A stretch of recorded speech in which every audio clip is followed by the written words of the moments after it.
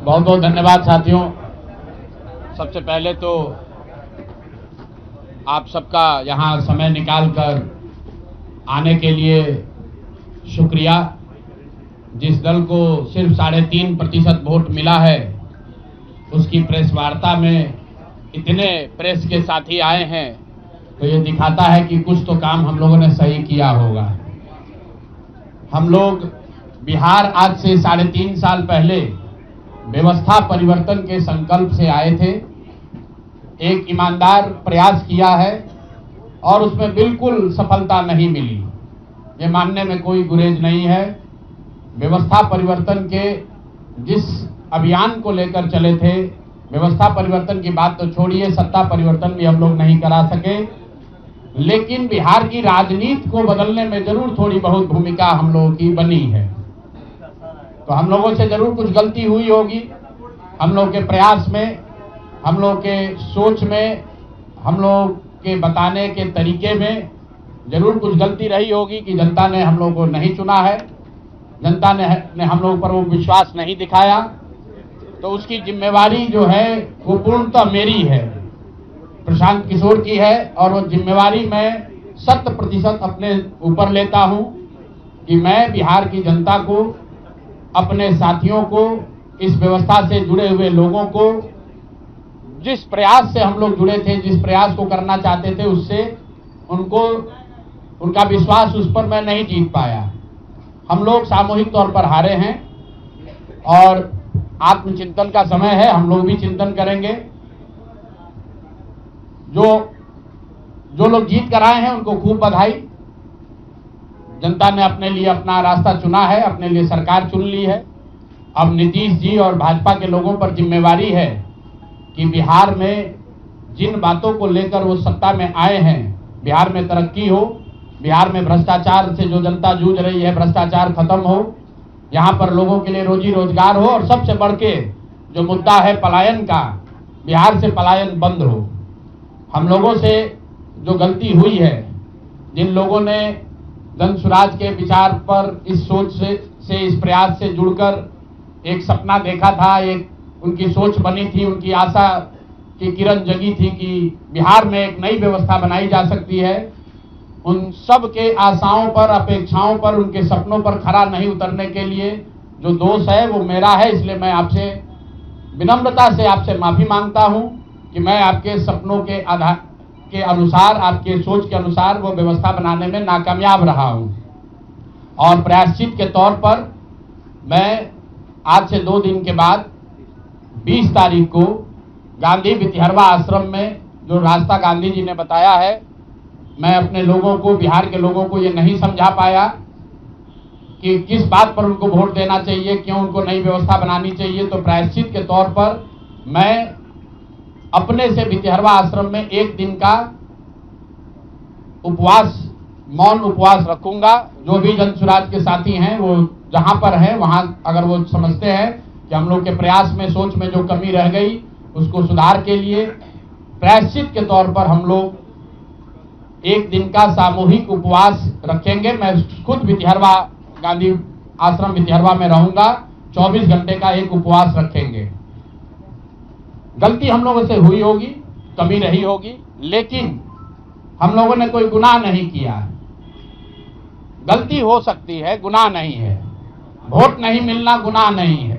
मैं बिहार की जनता के सामने अपने साथियों के साथ बिल्कुल सर उठा के ये कह सकता हूं कि हम लोगों ने गुनाह नहीं किया है। जिस बिहार में पिछले 30-35 साल से सिर्फ जाति की राजनीति हुई है, वहां पर इस समाज में जातियों का जहर फैलाने का गुनाह नहीं किया है। हम लोगों ने बिहार में हिंदू मुस्लिम की राजनीति नहीं की है, लोगों को धर्म के नाम पर बांटने का गुनाह नहीं किया है। हम लोगों ने बिहार की गरीब जनता को, भोले भाले लोगों को पैसा देकर उनका वोट खरीदने का गुनाह नहीं किया है। जिन लोगों ने ये गुनाह किया होगा, अगर वो आज जीत भी गए हैं तो उनको उसका हिसाब देना ही पड़ेगा। वो आज दे या कल दे, वो होगा ही होगा। मैं पिछले 2.5-3 सालों में अपने वक्तव्यों में अक्सर महाभारत के चक्रव्यूह की, अभिमन्यु के वध की कहानी सुनाता रहा हूं। जिस धर्म युद्ध की बात हम लोग करते हैं, पांडवों के साथ स्वयं भगवान थे, स्वयं भगवान कृष्ण थे, फिर भी अभिमन्यु को घेर कर छल से मार दिया गया। लेकिन उसके आगे की भी एक कथा भी है कि अभिमन्यु को मार दिया गया, लेकिन उससे महाभारत नहीं जीता गया। महाभारत जीता तो अंत में वही जो सही रास्ते पर था, जो धर्म के साथ था। तो आप निश्चित जानिए कि जीत तो जन स्वराज की ही होगी।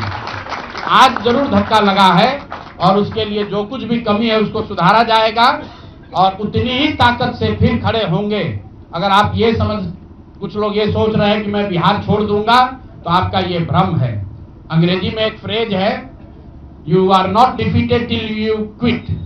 जब तक आप छोड़ेंगे नहीं तब तक आप हार नहीं सकते हैं। तो प्रशांत किशोर की और जन स्वराज में मेरे साथ जुड़े हुए साथियों की बिहार सुधारने की जो जिद है, उस जिद के सामने दूसरा कुछ भी इस जीवन में नहीं है। उस जिद से पीछे हटने वाले नहीं हैं। पूरी ताकत से, पूरी ईमानदारी से लोग कह रहे हैं कि मैंने 3-3.5 साल में बहुत मेहनत किया है। तो जितनी मेहनत करते हुए आपने मुझे 3 साल में देखा है, उससे दुगनी मेहनत करेंगे और पूरी ताकत से लगेंगे। पीछे हटने का सवाल नहीं है। जब तक बिहार को सुधारने के अपने संकल्प को पूरा न कर लें, तब तक पीछे हटने का कोई सवाल ही नहीं है। अब चुनाव के परिणामों को लेकर जो बात है, उस पर बहुत विवेचना हो रही है। आपने भी कहा, बड़े बड़े विशेषज्ञ आकलन कर रहे हैं।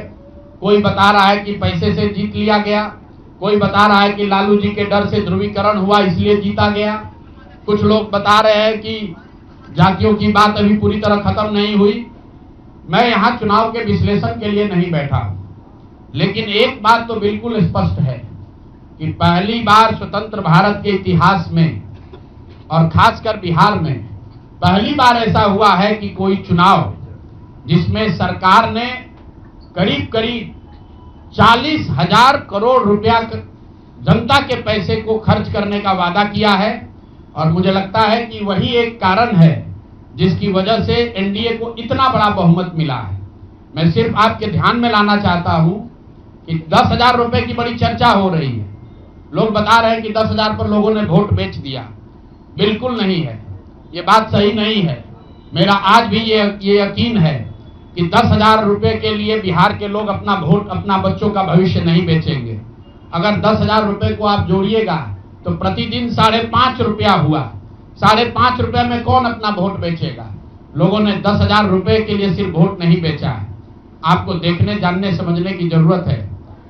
और इस पर यह बहस भी हो रहा है। सत्ता में जो लोग आए वो कह रहे हैं भैया हम तो सरकारी योजना चला रहे थे। जो विपक्ष में है वो कह रहा है हम योजना नहीं चला रहे थे, आप पैसा देके वोट खरीद रहे थे। इसका कोई अंत नहीं है, इस बहस का कोई अंत नहीं है। चुनाव आयोग पर लोग टीका टिप्पणी कर रहे हैं, वो चुनाव आयोग का विषय है। बिहार के बेटा होने के नाते, बिहार के नागरिक होने के नाते मेरा बस एक ही प्रश्न है। हर विधानसभा क्षेत्र में 60 से 62,000 लोगों को कम से कम 10,000 रुपया सीधे तौर पर सरकार ने दिया है। सिर्फ 10,000 रुपया नहीं दिया, ये कहा कि आपको स्वरोजगार के लिए 2 लाख रुपया दिया जाएगा और उसकी पहली किस्त के तौर पर, बयाना के तौर पर 10,000 रुपया उसको दिया गया।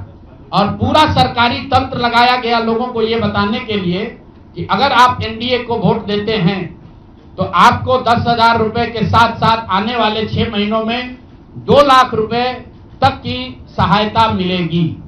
इसको करने के लिए पूरा सरकारी तंत्र लगा। जीविका की दीदियों को बैठाया गया, जितने यहाँ पर आशा आंगनवाड़ी सेविकाएं हैं उनकी सैलरी, उनका मानदेय बढ़ाकर उनको जोड़ा गया। लोग कह रहे हैं भैया काडर कहाँ है? मेरे भाई 2 लाख लोगों को, आप ध्यान रखिए, सिर्फ 10,000 रुपए लोगों को नहीं दिया गया है। हर विधानसभा में, मैं बहुत जिम्मेवारी से जो सरकारी आंकड़ा है वही बता रहा हूं, हर विधानसभा में 60 से 62,000 महिलाओं को 10-10,000 रुपया दिया गया है। करीब करीब 1 लाख आंगनवाड़ी सेविका, आशा वर्कर और ममता की से जुड़ी हुई महिलाओं को करीब करीब सरकार ने 10,000 करोड़ रुपया अलग से दिया है। इसके साथ ही विकास मित्र और टोला सेवकों को 25,000 रुपया एक बार में, और जो लोग प्रवासी मजदूर बाहर से आए उनको 5,000 रुपया दिया गया है कपड़ा के नाम पर। तो कुल मिलाकर 29,000 करोड़ रुपया, करीब करीब 29,000 करोड़ रुपया बांटा गया है। 40,000 करोड़ रुपए की योजनाओं की घोषणा की गई है। अब हम यहाँ इसलिए नहीं बैठे हैं ये कहने के लिए कि इसी वजह से हम लोग चुनाव हार गए। मेरा अब सीधा सरकार से एक आग्रह है कि आपने 2 लाख रुपए देने का वादा किया है, जनता ने आपको मत दे दिया, अब आप सत्ता में बैठे हैं, तो कृपा करके जो 1.5 लाख महिलाएं, 1.5 करोड़ महिलाएं हैं जिनको आपने 10,000 रुपया दिया है, उन सभी महिलाओं को अगले 6 महीने में 2 लाख रुपए तक देने की व्यवस्था कीजिए। क्योंकि अगर वो हो जाएगा तो बिहार से बेरोजगारी दूर हो जाएगी, बिहार से पलायन बंद हो जाएगा। और अगर आपने ये नहीं किया तो ये बिल्कुल स्पष्ट हो जाएगा कि आपने ये 10,000 रुपया किसी योजना के तहत नहीं दिया था, सिर्फ और सिर्फ वोट खरीदने के लिए दिया था। तो वोट खरीदने के लिए पैसा दिया गया है कि किसी योजना के तहत पैसा दिया गया है, सरकारी योजना के तहत, इसका प्रमाण इस बात पर है कि आने वाले 6 महीने में सरकार ने स्वरोजगार के नाम पर जो पैसा जारी किया है, उस क्षेत्र में और पैसा और मदद जारी की जाती है या नहीं की जाती है। हम लोग एक भी विधायक न जीते कोई बात नहीं, जन सुराज, और कई लोगों का सवाल है नीतीश कुमार को 25 सीट आने की बात है, तो मैं आपके सामने घोषणा कर रहा हूं कि जो 25 सीट हमने बात कही थी उस पर बिल्कुल कायम है। अगर नीतीश कुमार ने, उनकी सरकार ने ये वोट खरीदा नहीं है, इनको 2-2 लाख रुपए दे दे, मैं बिल्कुल राजनीति से संन्यास ले लूंगा, उसमें कहीं कोई दिक्कत नहीं है, कहीं कोई दिक्कत नहीं। बिहार के 1.5 करोड़ लोगों को 2-2 लाख रुपया नीतीश कुमार दिलवा दे, मैं मान लूंगा कि हमारे आकलन में गलती थी, हमारी गलती थी। और हमारे आकलन की बात छोड़िए, अगर बिहार से बेरोजगारी दूर हो जाए, पलायन बंद हो जाए, 1.5 करोड़ परिवार, टोटल 2.5 करोड़ परिवार में अगर 1.5 करोड़ परिवार की गरीबी दूर हो जाए, तो प्रशांत किशोर को विधायक बनने की, राजनीति करने की कोई जरूरत नहीं है, हम दूसरा काम कर सकते हैं। तो आपका अगर ये सवाल है कि 25 सीट की बात है, बिल्कुल 25 सीट से ज्यादा नीतीश कुमार को ना आना चाहिए था, ना आता। एक ही फैक्टर है, ये पैसा बांटकर जो वोट आपने खरीदा है, खरीदने का आप पर इल्जाम है। तो इसको आप इतने 20 साल से आप मुख्यमंत्री हैं, तो आप इस इल्जाम को धो दीजिए। अगले 6 महीने में 1.5 करोड़ लोगों को, 1.5 करोड़ परिवार को स्वरोजगार की व्यवस्था कर दीजिए। और अगर नहीं कीजिएगा तो हम लोग यहीं पर हैं। मैं आपके सामने एक नंबर जारी कर रहा हूं, मेरा अपना व्यक्तिगत ऑफिस का 91-216, 91-216। जितने लोग हैं जिनको भी 10,000 रुपया का बयाना नीतीश कुमार सरकार ने, अधिकारियों ने, जीविका की दीदियों के माध्यम से दिया है, इस आश्वासन के साथ कि अगर आप नीतीश कुमार को, एनडीए को वोट देंगे तो आपको 2 लाख रुपया 6 महीना में मिलेगा। तो मेरे भाई, अब समय चालू हो गया, आप आ गए हैं सत्ता में और हम लोग आराम से बैठे हुए हैं बिहार में। हर वो महिला, हर वो परिवार जिसको 2 लाख रुपया नहीं मिलता है, आप प्रशांत किशोर से संपर्क कीजिए, आप जन सुराज से संपर्क कीजिए। अब सलाह का समय खत्म हुआ, अब संघर्ष का समय शुरू होगा। हमने 3.5 साल लोगों को सलाह दिया है, हमने 3.5 साल लोगों को जाकर घर घर हाथ जोड़ा है, कभी वोट नहीं मांगा। लोगों को यही कहा कि अपने बच्चों के लिए वोट दो, अच्छे लोगों को जिताओ। लोगों ने अपने हिसाब से अच्छे लोगों को जिताया है। जिन मुद्दों पर जिताया है उसका मैं स्वागत करता हूं कि स्वरोजगार ही सबसे ज्यादा जरूरी है। उसका वादा एनडीए की सरकार ने किया है, नीतीश कुमार ने किया है, और 10-10 हजार रुपया बानगी के तौर पर, एडवांस के तौर पर उन महिलाओं को दिया है। तो अब अगले 6 महीना में उन सभी महिलाओं को, उन सभी परिवारों को नीतीश कुमार की सरकार स्वरोजगार का अवसर दे, उनको 2 लाख रुपए की मदद दे, ताकि वो 1.5 करोड़ परिवार के लोग बेरोजगारी से बाहर निकल सके, गरीबी खत्म कर सके और उनके बच्चे गुजरात में, तमिलनाडु में जाकर मजदूरी न करें। और अगर ये नहीं होगा तो हम लोग तो विधानसभा में हैं नहीं। जनता ने जो आदेश दिया है कि गांव-गांव घूमिए और लोगों की मदद कीजिए, तो जिनको भैया ये 2 लाख न मिले वो प्रशांत किशोर के पास चले आइए, जन सुराज के साथियों के पास आइए। आपकी आवाज बनकर, आपके साथ खड़े होकर ब्लॉक, पंचायत, डिस्ट्रिक्ट के ऑफिसेज में, सरकारी दफ्तरों में हम लोग चलेंगे। जरूरत पड़ेगा नीतीश कुमार के पास चलेंगे, क्योंकि उन्होंने कहा है कि 10,000 रुपया बयाना ले लीजिए, जब मैं जीत कर आऊंगा आपको 2-2 लाख रुपए दूंगा, ताकि सब लोग अपने पैर पर खड़े हो जाएंगे। तो जन सुराज के लोग अब ब्लॉक में, और जिन लोगों ने, आपने सुना होगा सहारा में लोगों को कहा गया पैसा डबल हो जाएगा, सहारा के जिन लोगों ने एजेंट बनकर, समाज के कई लोगों ने सहारा में पैसा जमा कराया, सहारा वाले भाग गए तो लोग एजेंट को खोज रहे हैं। तो जो सरकारी अफसर नेतागिरी कर जिन लोगों ने किया है, सरकार की ओर से आश्वासन दिया है कि हम लोग आपको रोजगार देंगे, 2 लाख रुपया देंगे, जिन जीविका की दीदियों ने एक एक महिला को जाकर समझाया है, बूथ पर बैठकर वोट दिलवाया है, सिंबल सिखाया है, क्रमांक संख्या बताया है, वो जीविका की दीदियों की जिम्मेवारी है कि जिनको आपने ये काम कराया है, जिनके बच्चों का भविष्य आपने 10,000 रुपया में आपने सौदा कराया है, उनको पैसा मिले। और अगर वो 2 लाख रुपया नहीं मिलेगा तो 6 महीने का समय है, 6 महीने के बाद हर वो व्यक्ति जिसको पैसा नहीं मिले उसके लिए जन सुराज का, प्रशांत किशोर का दरवाजा खुला हुआ है। आप आइए, हम लोग आपकी आवाज बनेंगे, आपके साथ खड़े होंगे। हम लोग विधायक सांसद नहीं है, लेकिन समाज में हमारी ताकत जो आवाज है, आपके आशीर्वाद से वो आवाज आपके साथ जोड़ेंगे और हर हालत में आपको ये 2 लाख रुपया मिले, इसकी लड़ाई को जारी रखेंगे। दूसरी बात जो कह के मैं खत्म करूंगा, चुनाव से पहले सरकार के भ्रष्टाचार को लेकर, भ्रष्टाचारी मंत्रियों को लेकर इसी जगह पर हम लोगों ने कई प्रेस कॉन्फ्रेंस किए हैं। नीतीश कुमार को कभी व्यक्तिगत तौर पर बेईमान नहीं बताया गया है, भ्रष्ट नहीं बताया गया है, लेकिन हम लोगों का ये मानना था कि नीतीश जी का स्वास्थ्य अच्छा नहीं है, अगल बगल के लोग लूट रहे हैं, चला रहे हैं। अभी परिणाम आए हैं, नीतीश जी को देखकर लग रहा है कि नीतीश जी बिल्कुल स्वस्थ दिख रहे हैं। तो अब मेरी उनसे अपेक्षा है कि 2 दिन के बाद अभी मंत्रिमंडल बनने वाला है। कल प्रधानमंत्री जी ने भी कहा है कि बहुत बड़ी जिम्मेवारी है, हम लोग इलेक्शन मोड में नहीं, इमोशनल मोड में हैं। तो उसी इमोशनल मोड में मेरी आपसे अपेक्षा है कि भारतीय जनता पार्टी की लीडरशिप और नीतीश कुमार एक ऐसा स्वच्छ मंत्रिमंडल बनाएं जिसमें कोई दागी मंत्री न हो, कोई भ्रष्टाचारी न हो। जनता ने आपको सरकार बनाने का मैंडेट दिया है, भ्रष्टाचार करने का, भ्रष्टाचारियों को सरकार में शामिल करने का मैंडेट नहीं दिया है, भ्रष्टाचार करने का मैंडेट नहीं दिया है, लूटने का मैंडेट नहीं दिया है। तो मैंडेट, बिल्कुल मैंडेट का सम्मान है।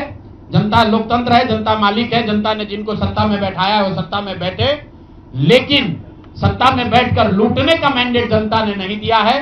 तो मेरी अपेक्षा है कि नीतीश जी, माननीय प्रधानमंत्री मोदी जी, अमित शाह जी, जिन्होंने बिहार की जनता को ये बताया है कि हम आपका विकास करेंगे, आपके बच्चे अब गुजरात नहीं जाएंगे मजदूरी करने, तो भाई अब आपकी जिम्मेवारी है ऐसा मंत्रिमंडल बनाइए ताकि बिहार के लोगों का पलायन बंद हो, यहाँ से बेरोजगारी खत्म हो और जो पिछले 5 साल से लोग भ्रष्टाचार से